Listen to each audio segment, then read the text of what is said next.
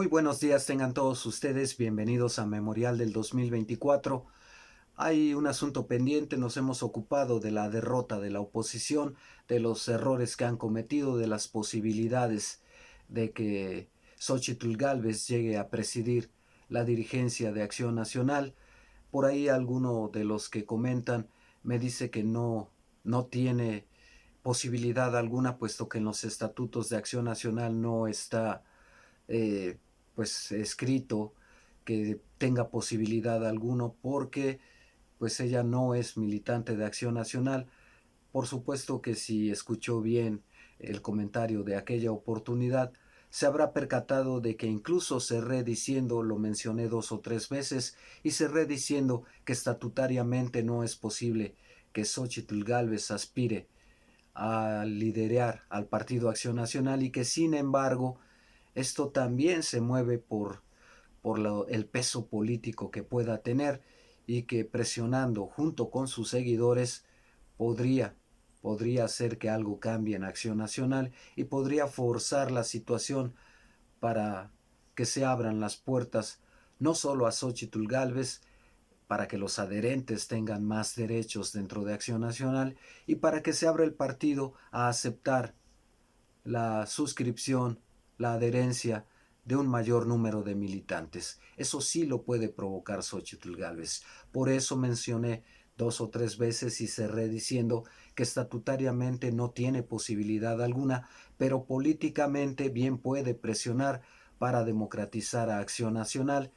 y ese es el reto. Pero en fin, bueno, hecha esta aclaración, y por ahí también un saludo muy afectuoso para quien me comentaba en la última entrega, en las últimas entregas, que efectivamente le faltan 2 o 3 senadores a Morena y sus aliados para hacer las reformas constitucionales.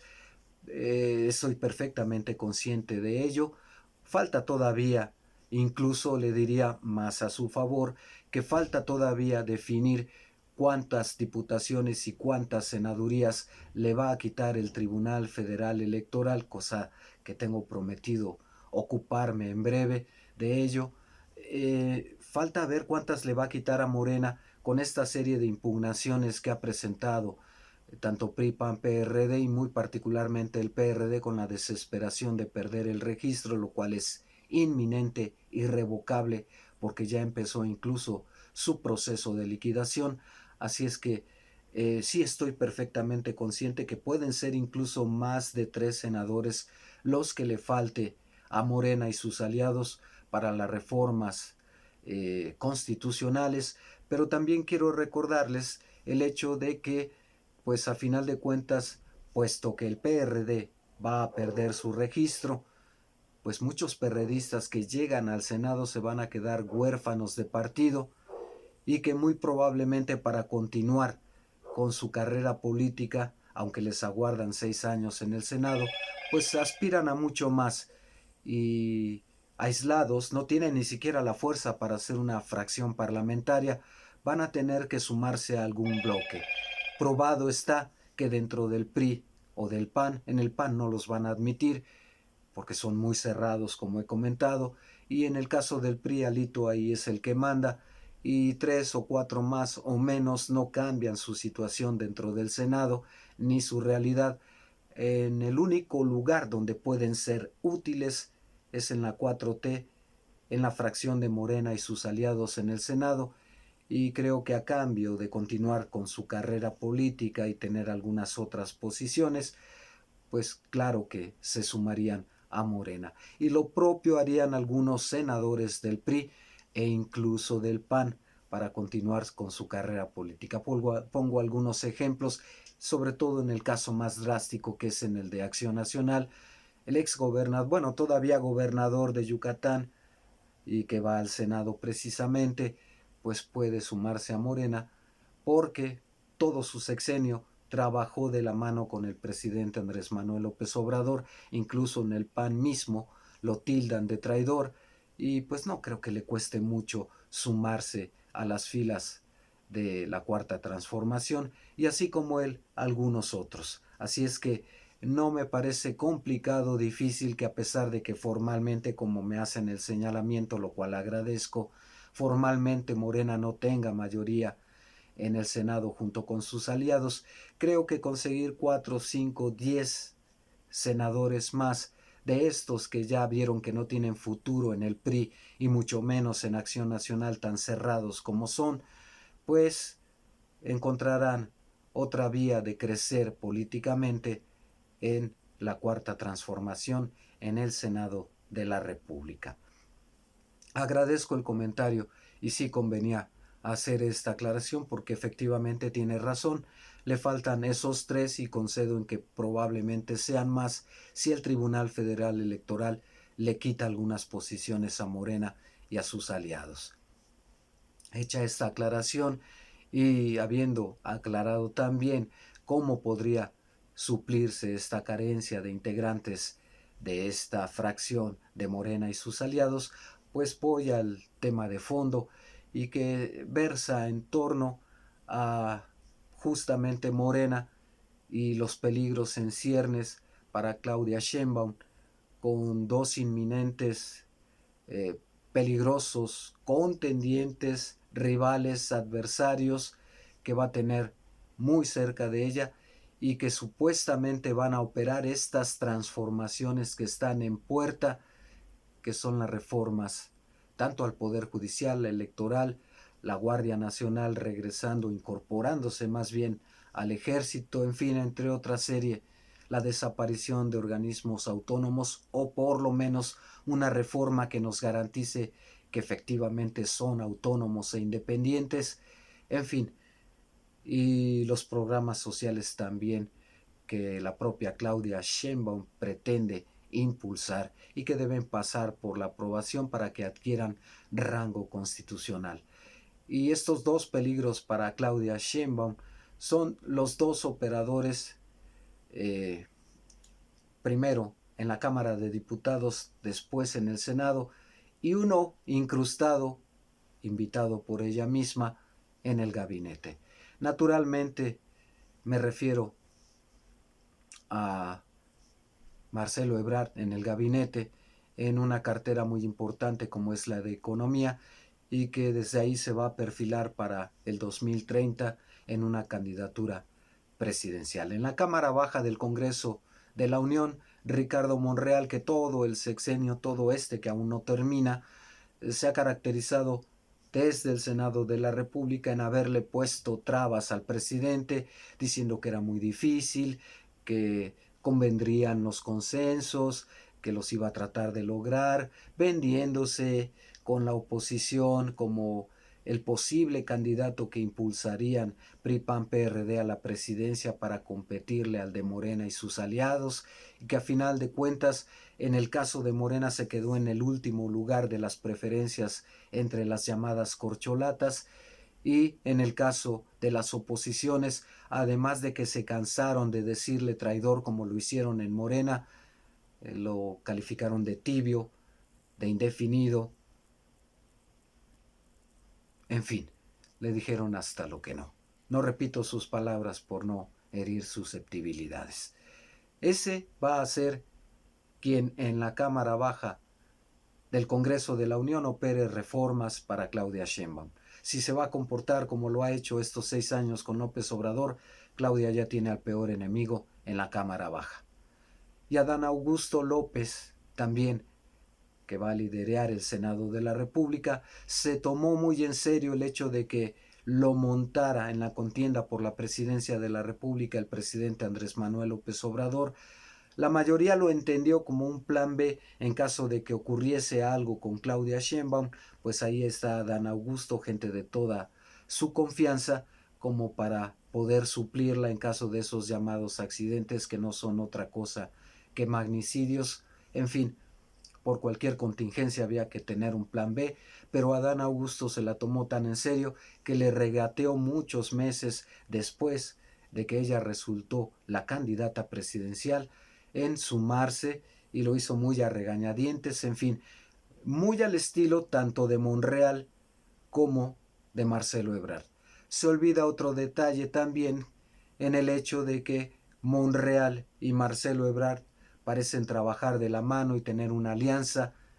ya sea para que uno sea candidato y el otro lo secunde y sea su brazo derecho. En fin,